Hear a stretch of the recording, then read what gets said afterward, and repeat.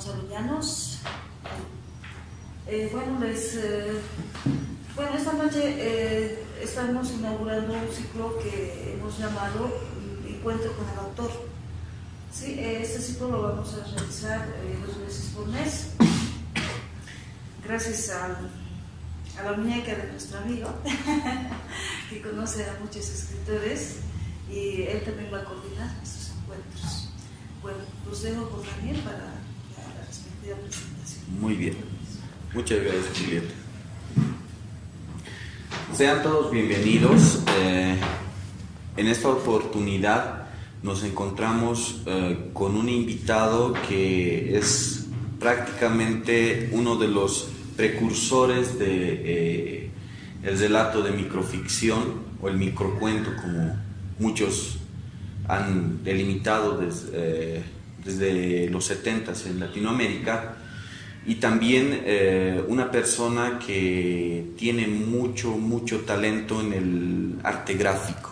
Estamos hablando de Gonzalo Llanos, más célebremente conocido como Goya. Y bueno, pues bienvenido al Ágora. Gracias, Daniel, y gracias al Ágora por invitarme y además por iniciar este ciclo. Para mí es un privilegio.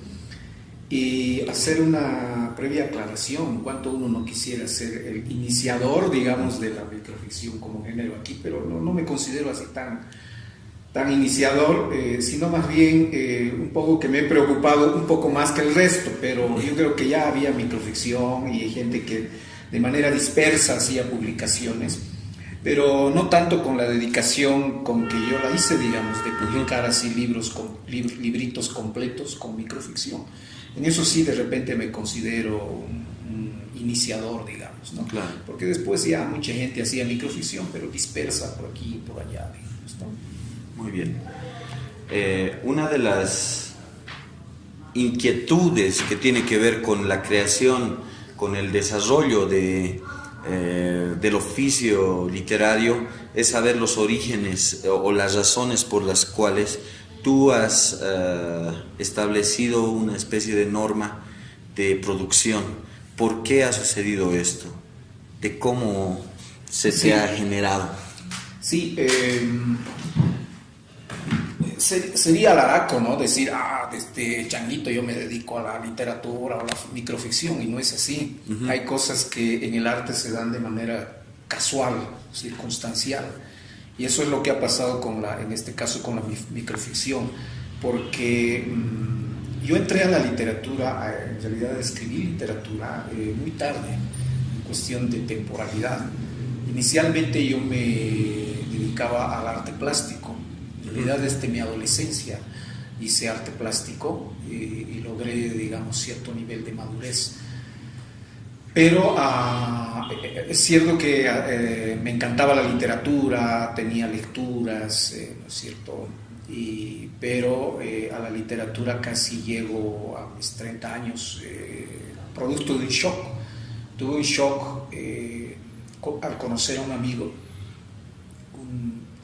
que era un doctor en literatura, y obviamente pues me sacudió de todo lo que es la esencia en la literatura. Uh-huh. Y eso para mí fue un impacto para que pueda ya escribir literatura, digamos, ¿no? Entonces, si queremos hacer una especie de biografía sobre la expresión artística que hago, es que una primera etapa me dedico al arte plástico y una segunda etapa empiezo a escribir. Y luego viene lo circunstancial con la microficción o el microrelato, porque al principio yo estaba trabajando unos cuentos, no sé si decirlos normales o formales, digamos, el cuento común como conocemos. Estaba reuniendo material, los estaba puliendo, estaba escribiendo, y resulta que participo de un taller con Manuel Vargas. Y en el taller con Manuel Vargas nos dan la tarea de escribir microficción, uh-huh, de hacer unos ensayos de microrelato. Entonces, al hacerlo, pues logro buenos resultados, ¿no? Le gusta a Manuel, le gusta a la gente que estaba participando, y a alguien se le ocurre, dice, como, bueno, tus microficciones son tan buenas, ¿por qué no las publicas? Uh-huh. Entonces ahí fue el chispazo, digamos, y uno pensaba, Entonces, el primer ensayo que vino fue que publicamos para Las Citas. O sea, mi microficción, el primer estreno que tuvo fue una A las Citas. A ver, este es del 2008, debe ser el 2006 o 2007, que varias microficciones mías se publican en una revista de A las Citas. Y me emocionó tanto aquello porque sin pensar, de pronto eran las primeras publicaciones literarias que tengo. Entonces dije, ¿y por qué no hago un libro, un librito, digamos, ¿no? Entonces fue de esa manera que nace Cuento Feroz el año 2008. Claro. Un pequeño libro con 50 microficciones. Yo mismo me puse ese desafío. Tengo que hacer 50 microficciones para que el público se divierta en principio, conozca este tipo de género y además haya abundante material para que eso pueda divertirse y pueda leer, digamos, ¿no? Porque como la microficción normalmente son párrafos o líneas de oración, ¿no? Breves, muy breves, entonces no siempre puedes hacer grandes publicaciones, digamos, ¿no? Sí. Pero entonces lo que había logrado con 50 microficciones es hacer un pequeño librito y tuve que conseguir un presupuesto, no siempre es fácil conseguir, por eso el primer libro de Cuento Feroz de microficciones es bien humilde.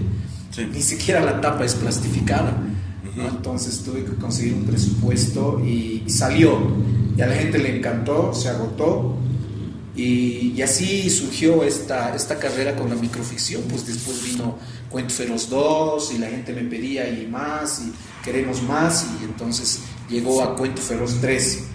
Que también sacaste una selección de todo lo mejor de Cuento Feroz, ¿verdad? Sí, porque como soy un autor independiente, es decir, hago mi propia producción de estos trabajos, para mí ya resultaba complejo reeditar uno por uno o los tres juntos, digamos. Mucho presupuesto, el trabajo de irlos a vender, los libros, dejar en las librerías, etcétera. Es todo un mundo al que tienes que dedicarte, digamos, ¿no? Sí. Es muy diferente que cuando tú trabajas en coordinación con una editorial. La editorial te ayuda en parte a la difusión, a la venta, a la publicación, etc. Entonces se me vino la idea de sacar los mejores cuentos de estos tres libritos y así apareció es una especie de antología de mis propias microficciones, ¿no? Claro. Cuento Feroz antología. Y también a la gente le encantó, le gustó. Sí, eso es de vuelo. Sí, y así. Entonces de pronto adquirí el título dedicado a la microficción y tuve gratas experiencias. Por ejemplo, me invitaron a Santa Cruz a un primer encuentro de gente que se dedicaba a esta microliteratura y ahí nos reunimos, ¿no? Claro. En Bolivia hay mucha gente que dice que escribe, que trata de mostrar sus trabajos, pero resulta muy difícil hacer convenios con editoriales porque seamos francos, es paupérrimo el sistema de relación entre autores y editoriales, ¿no? ¿Tú qué piensas al respecto de ser un autor independiente? ¿Nunca te animaste a acercarte al mundo editorial? ¿O alguna vez tuviste una experiencia tal vez que te decidiera por publicar en independiente? Claro, mira, de hecho una empresa editorial lo primero que piensa es si con una publicación va a fracasar o va a tener un éxito. Sí. Entonces si no ve un antecedente en el autor al que va a publicar, entonces no, el empresario difícilmente se anima a publicarlo, digamos. Claro, entonces, sí. Por eso es que las empresas editoriales prefieren premiados, prefieren gente con currículum ya avanzado, sí. Entonces quizás corren menos riesgo. Pero sabes, hay un detalle bien interesante que a mí me animó a ser autor independiente, y eso también lo conocí, es la experiencia de participar en las ferias populares. El encuentro con la gente. El encuentro con la gente. Entonces, eso me encantó y dije, no, yo voy a continuar siendo un autor independiente, porque como autor independiente es la única manera de estar en las ferias populares y de conectarme con la gente. Sí. Porque si yo tranquilamente podía ir a una editorial y decir, mire, ya tengo 3 libros y publíqueme un cuarto o cualquier otro libro, y probablemente lo hubiesen hecho. Y ahora, el año pasado conocí 2 editoriales que me estaban guiando para producir algún material. Entonces digo, si la editorial se ocupa de producir mis libros, yo chao ferias, ya. De pronto probablemente me vuelva un burócrata, ¿no? Y ya no salgo de mi casa, qué sé yo. Entonces eso es lo que no quisiera. Entonces yo estoy disfrutando de que mi literatura se conecte con la gente y yo vea su rostro, hable con él, le pregunte y me comente, y eso es lo que hasta ahora disfruto. Yo recuerdo, y bueno, pues al caso, yo inicié el 2007, a finales de 2007, esa decisión de escribir, o sea que tenemos un recorrido más o menos en cuanto a tiempo parecido, pero yo no conocía autores, yo no conocía, mi mundo era bastante limitado en cuanto a autores. El único que era por ese entonces conocido mío era Jaime Nistaus. Entonces, en una feria estaba ahí el 2007 y nos acercamos a Gonzalo, ¿no? A Goya, y bueno, pues de pronto veo el diseño, ¿no? Que, o sea, enteramente muy parecido, incluso superior a ciertos diseños de ciertos editoriales, ¿no? Entonces veo el diseño y me doy cuenta que tiene un aire, porque cada microcuento está acompañado por una ilustración, y una ilustración que tiene una calidad. Yo les digo, tanto la calidad del acabado gráfico como el acabado literario están en una especie de balanza, y eso también me animó. En cierta medida, tú has sido también uno de los artífices para que yo empiece a escribir también. Quizá no independientemente, yo quería participar en concursos, quería ganar archivos y todo, sabes muy bien, sí. ¿No? La juventud es una enfermedad que se cura con el tiempo, ¿no? Entonces yo le agradezco mucho a Gonzalo, a Goya, porque él me animó también, ¿no? Viéndolo cómo interactuaba con la gente, porque es muy difícil invertir en literatura independiente y recuperar la inversión. Sí, tiene complicaciones. El Cuento Feroz 1, esta es una confesión que les hago, me he prestado plata para publicar esto. Me presté plata con el riesgo de si lo iba a devolver o no lo iba a devolver. Y si no reunía la plata vendiendo, no sé, pues iba a trabajar y decir, maldita sea, ¿para qué me dedico a publicar, a autopublicar, para perder plata y no poder pagar? Sí, pero más bien logré acabar la edición esta y le pagué la plata al amigo que me prestó, pues, y él está muy orgulloso de que gracias a su plata se publicó Cuento Feroz 1.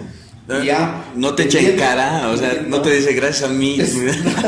Y después con la venta de Cuento Feroz 1 se publicó el 2 y el 3, así cada uno financió el que tenía. Había una en una entrevista Jorge Luis Borges dijo que el futuro de la literatura latinoamericana era pues la literatura independiente, precisamente porque las editoriales de afuera, las editoriales que incluso nacen acá, son como son fuegos fatuos que duran solo una noche, ¿no? ¿Tú qué piensas del futuro de la literatura al respecto con La Paz, ¿no? Viendo el panorama de la literatura independiente y la literatura en general? ¿Qué piensas tú? ¿Cómo va a ser? Mira, de principio yo veo lo siguiente, que hay 2 formas de encarar la literatura con el público. Una es con el marketing. Se puede hacer marketing y publicidad, y todo el mundo puede llegar a conocer a un autor porque la empresa te lo presenta. El asunto es cuando ese autor es leído, ¿no? Cuando el autor es leído, el lector se está conectando con su forma artística, con su expresión artística literaria, y ahí está la gran prueba, digamos, de fuego, si el público ha quedado realmente satisfecho, ha quedado extasiado con esa forma de expresión. Entonces, a veces el marketing y la publicidad puede equivocarse. Sí. Puede hacer un gran show, pueden hacer juegos artificiales en torno a un autor y la obra pues no suena ni truena, digamos, no tiene, es un vacío, digamos. Claro. Eso es lo grave. Y mucho más con que es una coyuntura también a veces, ¿no? Uh-huh. Aparece una obra de arte y todo un año podemos vivir el show y incluso hasta es contagioso. ¿Lo has leído? Sí, puta, es lindo, puta, me ha impresionado y vivimos ese ambiente, ¿no? Claro. Pero pasan los meses y desaparece. Y nunca más volvemos a hablar ni del libro ni del autor, precisamente porque no logró tener la fuerza, el impacto, el trabajo, si se quiere, dedicado del autor a su obra, digamos. Sí. Entonces, hay ese tipo de situaciones. Pero yo creo más en el autor independiente porque es un autor que se da más entrega y tiene más desafío, porque sabe que corre riesgo su dinero, corre riesgo su trabajo, es un trabajo de a pie, porque hay que ir a las ferias, hay que ir a ofrecer a la gente. Mira, yo, es otra cosa, gracias a mis libros me he vuelto comerciante, ¿no? Es decir, he adquirido el oficio de ser comerciante, porque antes, olvídate, no te podía vender un dulce, era pésimo, malísimo, era yo un burócrata de oficina, qué sé yo, de cualquier otra pega, menos de vender. Pero cuando tienes un producto propio, pues tienes que decir, che, hermanito, tengo un libro para venderte, digamos, ¿no? Claro. Y ahí el desafío, si lo puedes convencer a que te compre el libro. Claro, sí. Entonces hay más trabajo de a pie y hay más compromiso del autor independiente que con la empresa. Porque el autor que trabaja con la empresa le entrega a la empresa y ahí se libera. Es cierto que pueden tener también beneficios y formas comunes en el mundo para eso. Claro. Pero yo, como te dije antes, disfruto de ese trabajo de a pie. Incluso ni tengo perspectiva si mi libro va a llegar a, qué sé yo, a Latinoamérica, nada. Circunstancialmente, yo con orgullo puedo contar, varios de mis libros han llegado a la Argentina, han llegado a Chile, han llegado a Estados Unidos, han llegado a Cuba, y hay gente que me escribe y me han hecho libros y me ha dicho, usted me ha vendido un libro, Cuento Feroz, me ha encantado, digamos. Sí, me consta. Al respecto, hay dos, uno que es argentino, que es de una editorial independiente, la editorial Tupi Bandá, que bueno, pues me muestra en una feria que ha habido en el Atrio, una feria latinoamericana de autores independientes, me muestra, mira lo que he comprado, ¿no? Y me muestra toda tu colección de Cuento Feroz. Y bueno, siempre que va, siempre en Argentina habla acerca de tu trabajo.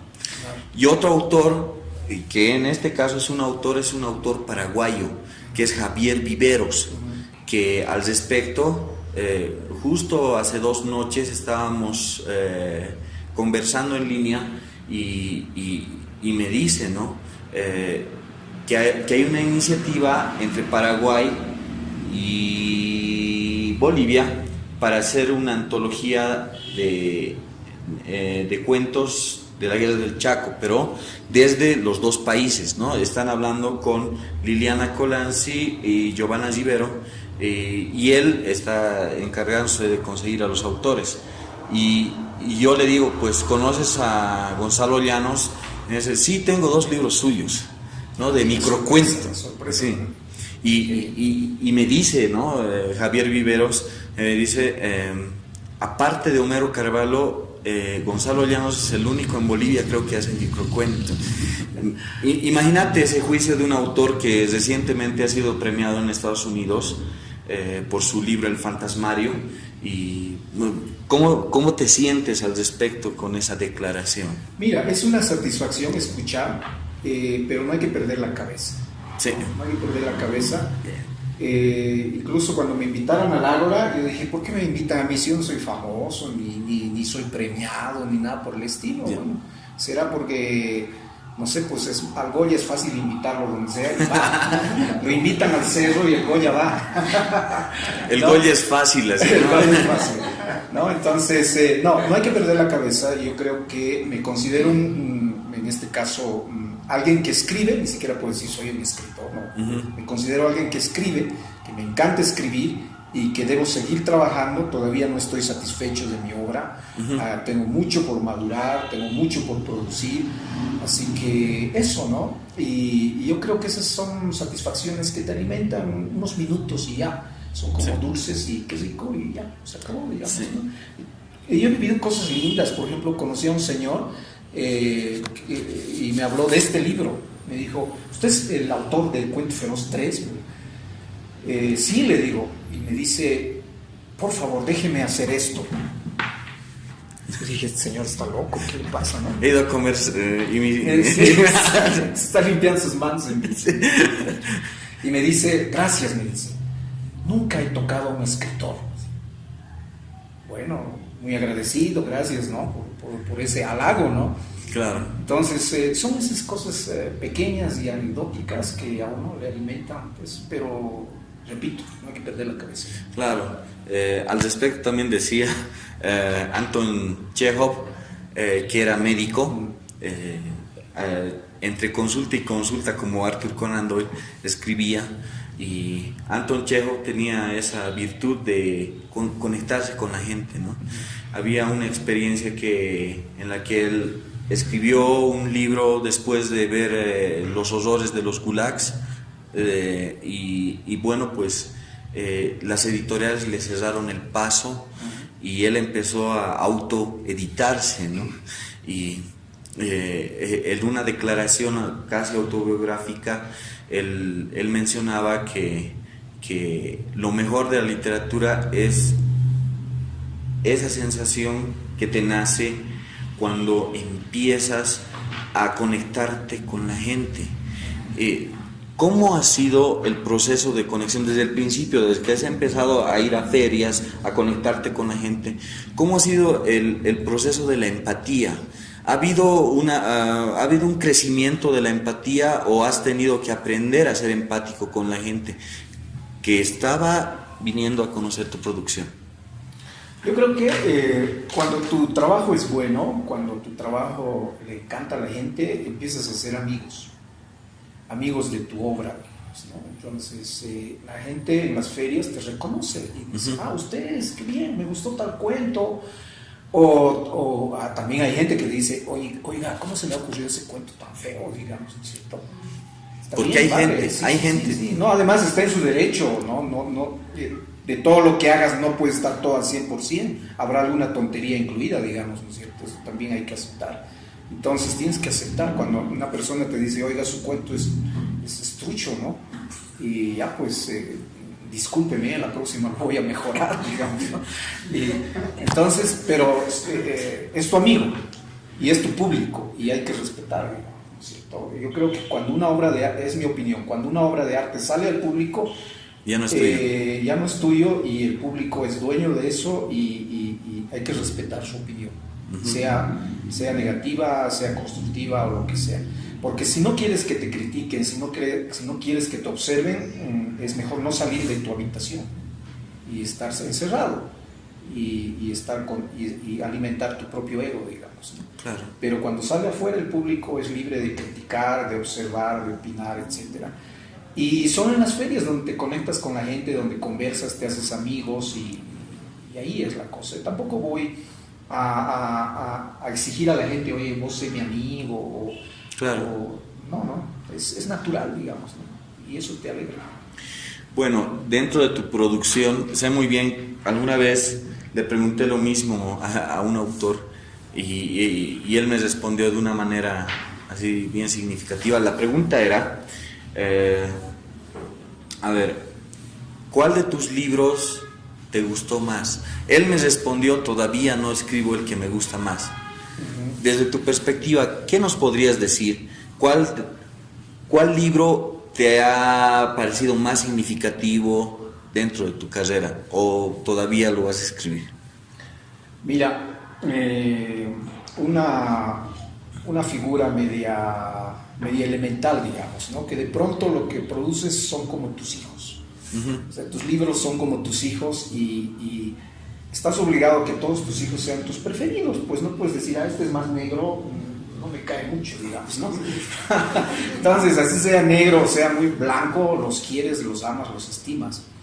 Y en ese sentido, pues yo estimo, no voy a decir que estoy enamorado de mis libros, pero los estimo, porque cada uno ha tenido su coyuntura, su contexto de trabajo, su propio sacrificio distinto, cada uno, pese que Cuento Feroz, por ejemplo, es una colección de 3 libritos y parece una serie hecha con un solo plan, no es así, cada uno podría tener una propia vida, una propia biografía, un propio sufrimiento, digamos, ¿no? Uh-huh. Entonces, para mí es difícil decir con este me quedo, con este no, digamos, ¿no? Es muy difícil. Es complejo. Y yo creo que también me adscribo a esa idea de que todavía no he hecho el mejor libro. Creo que sí, todavía no he hecho el mejor libro. Claro, está en mí, ¿no? Fucha, hubiera querido que esto sea así, que sea mejor. Y otra cosa que a mí me apasiona es que no solamente el contenido literario sea bueno, sino la factura gráfica. Claro, a eso me iba. La factura gráfica, ¿no? Que es otro dolor de cabeza en nuestro medio boliviano, que a los escritores no les interesa lo gráfico, ¿no? Se interesan más en el contenido literario y les importa un comino la tapa, el diseño, todo eso. Pero para mí es otro dolor de cabeza, son como 2 nacimientos. Primero hago el nacimiento de la literatura y del texto, después mi segundo parto viene con el diseño, que igual sufro, tengo que pelear con el diseñador que me ayuda, las ilustraciones, el tipo de letra, el color, se ve bien, no se ve bien. Por eso es que más o menos ha habido un logro de imagen, digamos, en cada librito, ¿no es cierto? Claro, dándole un alma a cada producción. Sí. Entonces, y es cierto que no todos pueden hacer eso, hay que tener habilidad. Sí. Y lo mío viene de esa habilidad. Yo trabajé con imprentas, trabajé en diseño gráfico, trabajé en ilustración. Toda esa experiencia, digamos, a mí me ha ayudado para hacer el diseño de estos libros también. Sí. Claro que a veces, para no decir, yo hago todo, a veces lo oculto y digo, no, solo he hecho el contenido, el diseño me lo han hecho. Claro. ¿No? Todo va por ahí. ¿Podrías contarnos sobre, tal vez, digamos, tu afición al dibujo, a la ilustración? ¿Cómo iniciaste eso? Porque a lo que nos estás explicando, lo primero ha sido el arte gráfico, la ilustración. Sí. Y después ya tuviste una especie de epifanía y empezaste a escribir empujado por ese taller y además por esa plática con ese doctor de literatura. ¿Cómo fue el aprendizaje, cómo fue el proceso de aprendizaje para poder ilustrar, para tener ese oficio? Mira, un poco de biografía. Mi papá también fue dibujante. Entonces obviamente tener un papá dibujante, pues algo te inspira, algo te transmite, digamos, ¿no? Pero lamentablemente mi papá era medio raro, y raro en el sentido de que no quería enseñarme a dibujar. Raro padre era, ¿no? Seguramente decía, no, con el dibujo te va a ir mal, o si eres dibujante vas a ser un fracasado, digamos, ¿no? O un chupaco. Sí, ¿no? O un chupaco, ¿no? Vas a ir a farrear con tus amigos artistas. Y a mí me daba envidia verlo, digamos, dibujar en su mesa de dibujo, hacer sus acuarelas. Incluso se quedó en mi memoria una frase, me decía, Gonzalo, solo mira y no me toques nada. ¿No? Imagínate, mucha, ¿no?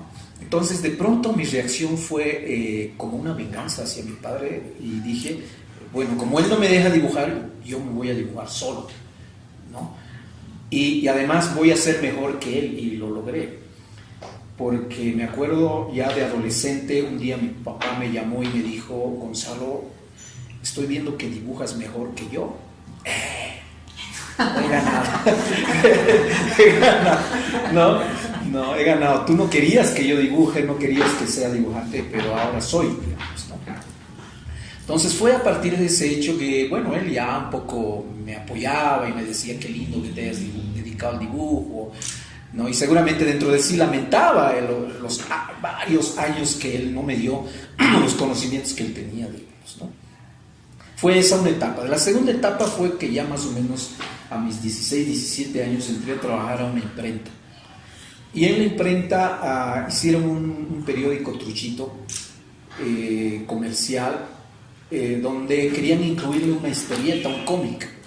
Muy Entonces, estando ahí fue oportuno, pues el dueño del periódico me dijo, oye, ese chico sabe hacer dibujos y que haga el cómic.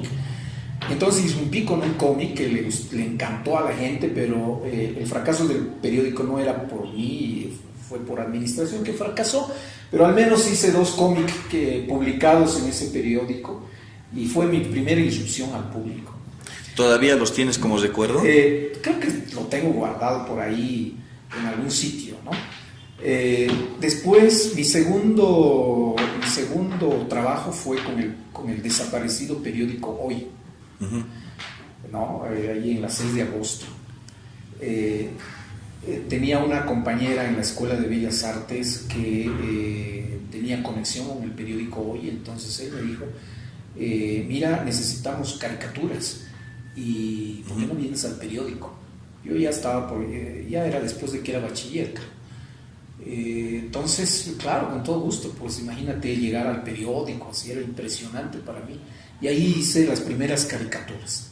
Claro que no logré quitar el espacio de los caricaturistas reconocidos, también era otro círculo cerrado, ¿no? Con, qué sé yo, con recomendaciones de los directores, etc. Entonces, era también un mundo así egoísta, digamos, ¿no?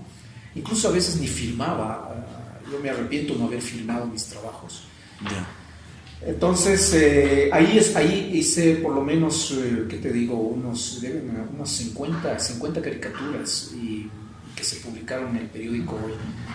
Y así fue avanzando el tiempo y también me dediqué a la ilustración de libros.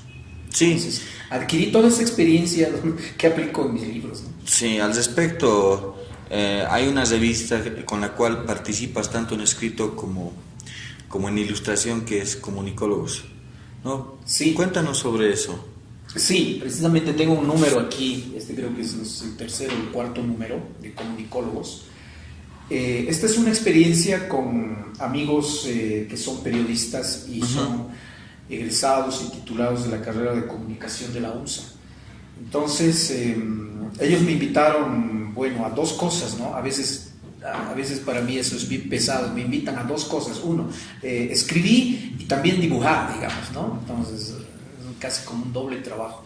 Entonces, es un doble parto de nuevo. Sí, ¿no?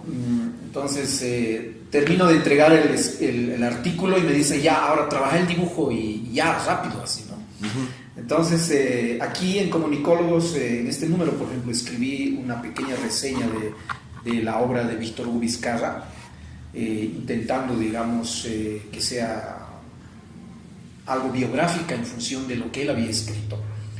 Y luego me dieron una página para hacer una especie de cómic, ¿no? Una especie de cómic, y donde, claro, que es una página donde intento divertirme, yo creo que divertirme con temas de periodismo y comunicación.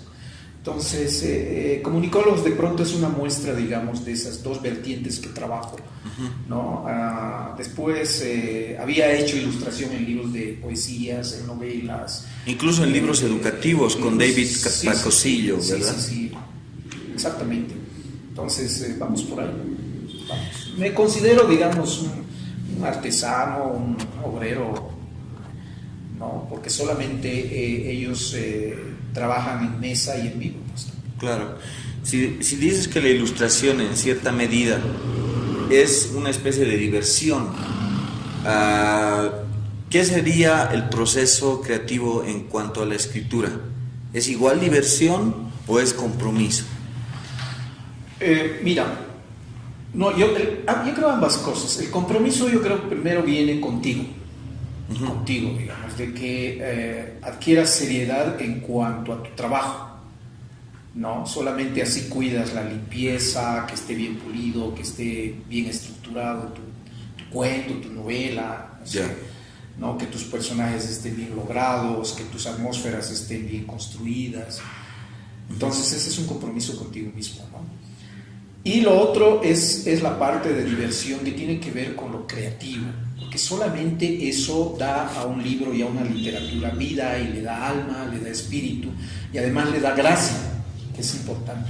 Si una literatura, un cuento, una novela no tiene gracia, no tiene sentido, digamos, ¿no? Y yo creo que gracias a esa gracia, que es una forma espiritual de las formas literarias, es que una literatura vive, vive, ¿no es cierto? Y lo mismo se da en una obra artística, un dibujo, en una pintura, sí, ¿no? En este caso en un cuento, en una novela, ¿no? Pero son ambas cosas con las que uno convive. Yo convivo así. Claro. ¿Cuáles son tus influencias más directas, tanto nacional como internacionalmente, en cuanto a literatura? Mira.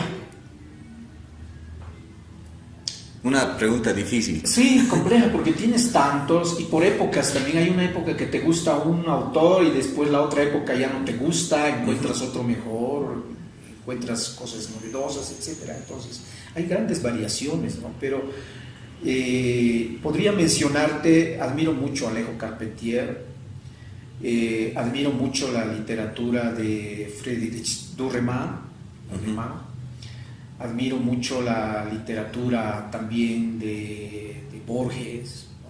¿Quién no admira a Borges? Y también, ¿quién más? Los clásicos, a Joyce, y ¿no? De los bolivianos lo admiro al amigo Manuel Vargas, ¿no? También admiro algo de Sáenz, Cerruto, ¿no? Claro. Sí, los admiro, pero creo que no los tomo como dioses, ¿no? Sí.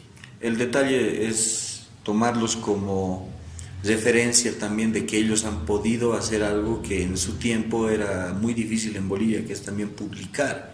Sí, por ahí va, digamos, ¿no? Y a propósito, te decía, también otro trabajo del que es autor independiente es precisamente ese doble trabajo, porque no solo tiene que pensar en escribir, tiene que pensar en el diseño, en la ilustración, en el imprentero, en el que va a armar el diseño y todo eso. Entonces es un trabajo duro, pero lindo.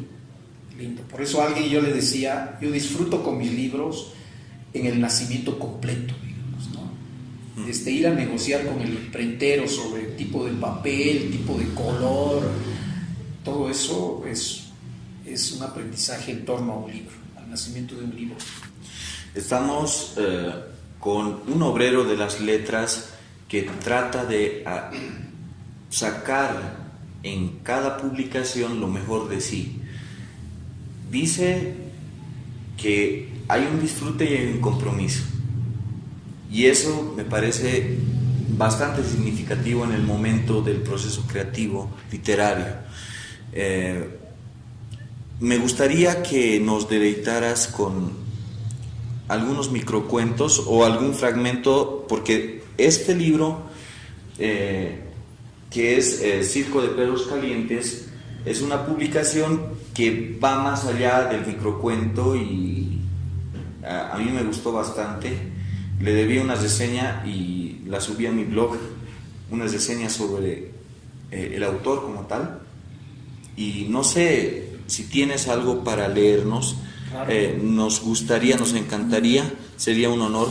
Y, claro, bueno, por supuesto, además estamos para, vuelvo a repetir, estamos para divertir al público, entonces tenemos que hacerlo, ¿no? Sería roñoso y medio estúpido que digan, no, pues ¿cómo les voy a leer, digamos, ¿no? No, estoy aquí realmente, para mí es un honor leerles. Al respecto, estábamos en una reunión con Rodrigo Urquiola y él leyó un cuento, era un cuento largo, ¿no? Entonces la gente se estaba incomodando porque era largo, no porque estaba mal escrito, estaba muy bien escrito. Entonces Rodrigo se disculpó al final y dijo, es que yo escribo para que lean, no para que escuchen mi voz, ¿no? Pero no sé, tal vez... Sí, es interesante. Son dos experiencias que suceden también en el mundo literario, ¿no? A veces dicen, los escritores pueden escribir bien, pero al momento de leer lo tarrean todo, digamos, ¿no? Y dicen, ¿qué pasa? Lee y escribe, pero no sabe leer, ¿no? Y no, más bien que, bueno, obviamente no soy gran lector para público, pero bueno, me defiendo. Claro, también tu experiencia con el público ha hecho que sí. eso... Además hay otra cuestión, que cuando yo termino un libro, o digo más bien un cuento, una microficción, intento que tenga ritmo y que suene bien al oído. Entonces lo leo muchas veces, si hay unos ripios, si hay unos obstáculos en la oración, y eso se nota en la lectura en voz alta, ¿no? Es un recurso técnico. Entonces, claro que para algunos puede parecer eso medio ridículo, pero técnicamente es importante para mí. Muy bien. Por eso es que algunos de mis cuentos tienen cierta musicalidad y ritmo en la narración. Muy bien. Entonces, adelante, Goya, Bien, por favor. Aquí va una microficción, seguramente algunos también lo han escuchado, que titula El Papito Rey. Todos los días, desde hace 3 años, el padre y la madre se ponían juntos para mirar almorzar a su pequeño hijo, esperando cualquier demanda, cualquier orden, cualquier rechazo. Pensaban que no debería sufrir de ninguna carencia como ellos sufrieron. Hasta que una mañana, el hijo feliz pidió a su madre que cerrara los ojos y el niño se orinó en la cara de la madre. Sorprendida la pareja, recordó que ellos siempre fueron muy respetuosos con sus padres. Tomaron al niño y lo ahogaron. Entonces, la microficción es así, es veloz, es flash. Si no estás atento, se te escapa el cuento, ¿no? Y también para el autor es un desafío, digamos, que esa velocidad sea impactante, sea comprendida, esté bien narrada. Entonces, va por ahí, claro. Digamos, la gracia de la microficción. Este otro titula Martillero. Los obreros construían un edificio gigante. Se trabajaba sin descanso y un capataz gringo no dejaba de lanzar improperios. Alguien se desmayó de tanto apurar la obra y el capataz gritó maldiciones sobre el caído. El Jorge sorpresivamente dejó de martillar. Nunca en su vida le falló a los clavos. Se acercó lento y de un golpe cayó al capataz. Luego de un silencio, el ruido de la obra volvió, pero esta vez más musical. Bien, a ver. Este otro. Este les gusta a las chicas. Trazadora. Cuando la madre se enteró que su hija se desviaba de los caminos derechos de la vida, no encontró otra que castigarla, pensando que así la salvaría. Pero la desviada, intuyendo el castigo, se escapó, se fue a recorrer el mundo.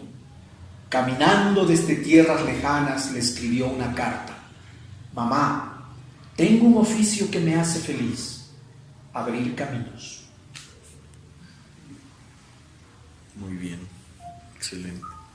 ¿Suficiente? No, sigue. Ya, bien, este otro. Cambio de temperaturas. Otra cosa interesante en la microficción es que todo está conectado desde el título, se involucra hasta el título. El título no puede estar de más, no puede ser un accesorio de referencia, ¿no? En la microficción, cada palabra es un motivo de exactitud, de precisión más bien.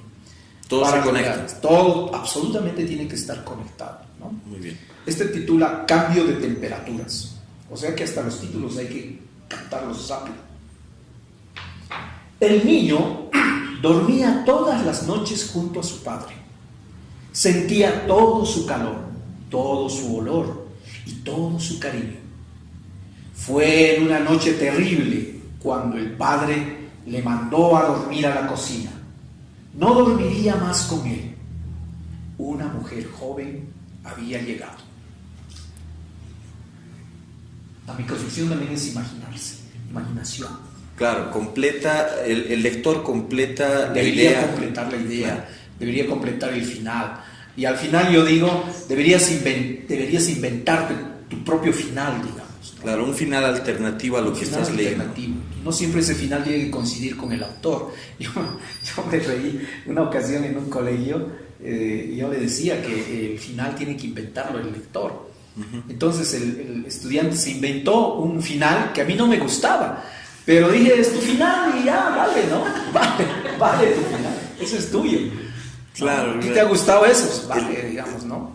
Así es. El diseño del microcuento está muy ligado al desarrollo, yo creo, ¿no? Es igual como hacer publicidad.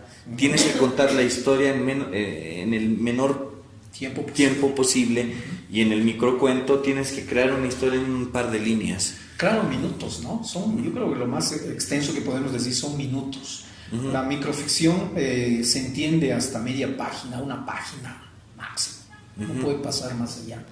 Y llega a lo más reducido, una oración. Algunos han hecho con 2, 3 palabras, pero ya son, no sé, demasiado también. Forzar, ¿no? A que en 2 palabras o 3 quieras decir toda una historia. Claro, Ernesto Calizaya hizo también un libro al respecto, ¿no?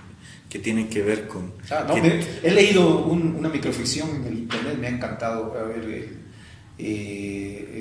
si me logro acordar. ¿Del Anticucho? Del Anticucho, me encantó esa tremendo. Sí. Lo que hizo Ernesto fue armar las historias a partir de 6 palabras solamente, ¿no? Entonces, claro.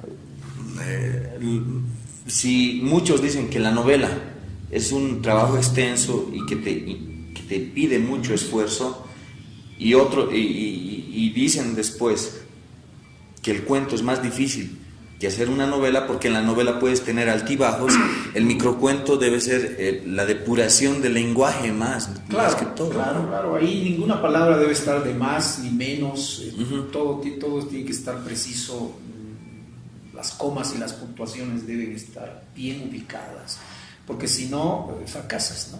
Fracasas. Muy bien. Entonces, este se llama oficio frustrado. Un profesor lloraba desconsoladamente sobre las páginas de su vida, pues luego de examinarlas, sufría el no poder explicarse a sí mismo lo que había leído. Muy bien, excelente. Me parece que hay que pensar mucho antes de hacer un microcuento, hay que pensarlo bastante. Sí, es un proceso de taller. O sea, el microcuento no es que ahorita se me ocurre y como es chiquito, ya tengo un microcuento, no. Hay microcuentos que me han durado semanas, meses, otros se van al basurero, otros entran al congelador. Es un proceso de trabajo común, como un cuento normal o una novela, una literatura, así. Entonces, yo creo que alguien que no conoce el trabajo podría decir, yo hago un microcuento en un día, digamos. Quizás haya, ¿no? Pero yo trabajo mis microcuentos en varios días y semanas. Es todo un proceso. Es un proceso de trabajo. Por más de que sea de 4 líneas, igual el proceso es un proceso de trabajo, sí. Y de que influyen muchas cosas, ¿no? Influye la circunstancia, el momento en que lo trabajas, qué quieres transmitir, ¿no? Luego tienes que trabajar el título, tienes que trabajar el final, tienes que trabajar su atmósfera, muchas cosas, ¿sí? Tiene su propia experiencia. Este es interesante. Por una comida muy tradicional nuestra y que a mí me encanta, que es el buñuelo con api. Este microcuento tiene que ver con los buñuelos. Y el título dice, Vieja Buñuelo. Una anciana en la acera, a la luz de un farol, freía buñuelos para venderlos. Dios en el cielo, distraído con infinitos afanes, sintió el aroma no resistió la tentación y bajó para pedirle que le diera uno. Lo disfrutó y pidió otro más. La viejita, ante extraño visitante, le dijo: ¿me vas a pagar? Mientras la anciana esperaba la respuesta, tomó un palo que la acompañaba siempre para defenderse de borrachos o delincuentes.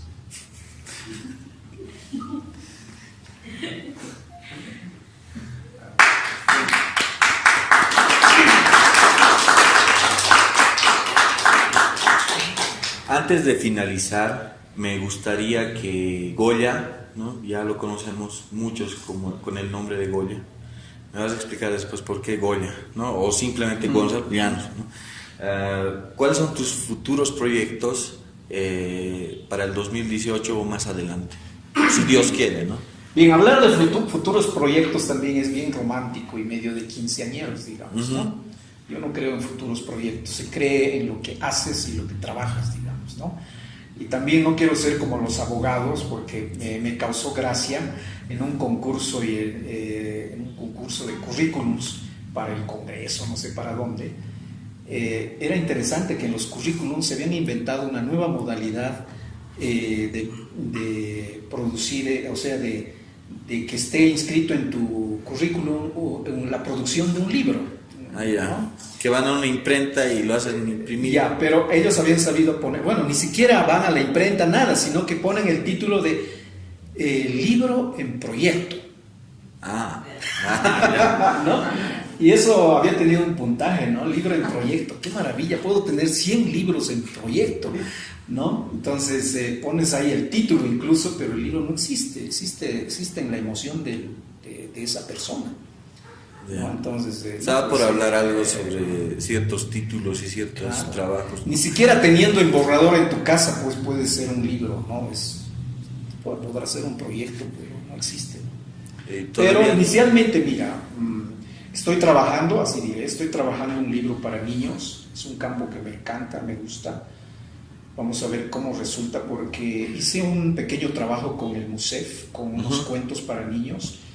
Les gustó a mucha gente y yo estoy tentado de hacer algo mío porque eso ya pertenece a esa institución. Sí, lo injusto es de que no está tu nombre en la portada, está solo en los créditos. Es que ya no puedo controlar, pero bueno, sí. Sí, deberían ponerlo. Sí, deberían poner, ¿no? O sea, piensan que el MUSEF como institución hace eso, ¿no? Está, a pesar de estar en los créditos, pero está ahí, ¿no? Como la letra pequeña de un contrato.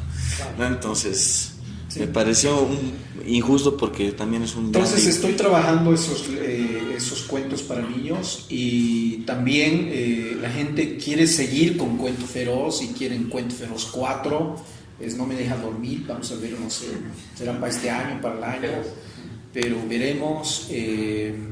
Ya sí, hay muchas cosas que quisiera hacer, quisiera lograr, pero hay que trabajar. Claro, no vamos a estar como la lechera en la fábula, ¿no? Sí, no vamos a estar como tengo un libro en proyecto, anotarlo en mi currículum. Sí. Algunas recomendaciones, ya que estamos contigo, aprovecharé eso más, de preguntarte, para alguna persona que tal vez se anime a escribir y que se meta a ese mundo, ¿qué les recomendarías, qué les sugerirías, qué le aconsejarías? Ya que tenemos 10 años, ¿no? de Goya. 10 años, sí. Mira, sería muy pretencioso, no me creo yo ni escritor exitoso ni nada por el estilo para dar recomendaciones, pero claro, puedo dar sugerencias de qué es lo que yo he hecho para que más o menos logre este trabajo. Muy bien. Algo fundamental, no es desconocido, yo creo que es algo que muchos conocen, otra cosa es que no lo aplican, es la lectura. Hay que leer y leer, hay que leer bastante. Ese es un motor y una herramienta fundamental para el que va a escribir un cuento, una novela, no sé, cualquier cosa, tiene que leer. Eso le da herramienta creativa, le da herramienta de información y le hace vivir en la atmósfera de las palabras, de las oraciones, de los contextos literarios.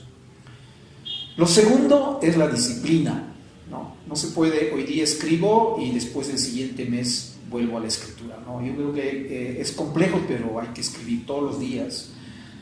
Es un trabajo de sostenimiento, de sostenido, de escribir permanentemente, ¿no? Eso es fundamental. Y tercero, así definitivo, no perder la cabeza de que el escribir no es ni para ser exitoso, ni para ganar plata, ni para ser el showman, ni nada por el estilo. Simplemente es porque tú gustas de escribir, gustas de ese trabajo, de ese oficio. Yo creo que debemos ser como el carpintero, ¿no? Ama su trabajo, hace una silla, hace un mueble, pero no por haber terminado la silla se va a farrear, digamos, ¿no? Bueno, eso está por verse, ¿no? O sea, no sé, conozco algunos carpinteros que sí, ni terminan el trabajo y ya están borrachos, ¿no? Claro, precisamente eso es lo que no hay que lograr. Muy bien, Gonzalo, muy bien, Goya. Ha sido un gusto compartir tu conocimiento, tu experiencia, tus publicaciones con el público y bueno, pues el Ágora está haciendo esta iniciativa precisamente para que conozcamos al autor, que exploremos lo que él crea, lo que él diseña y lo que él quiere compartir, ¿no? Entonces, me gustaría mucho repetir esta experiencia, pero ya en un foro, tal vez a futuro, con otros autores, invitarte. Te agradezco de todo corazón. Y bueno, pues un aplauso para Gonzalo. Gracias a Laura, gracias a ti, Albert. Y pues yo creo que tenemos mucho que trabajar en cuanto a las artes, tenemos mucho que escribir, mucho que dibujar, mucho que pintar. Necesitamos porque tenemos que ser pues fuertes como país, como nación, como pueblo, ¿no? Y solo trabajando. Pues.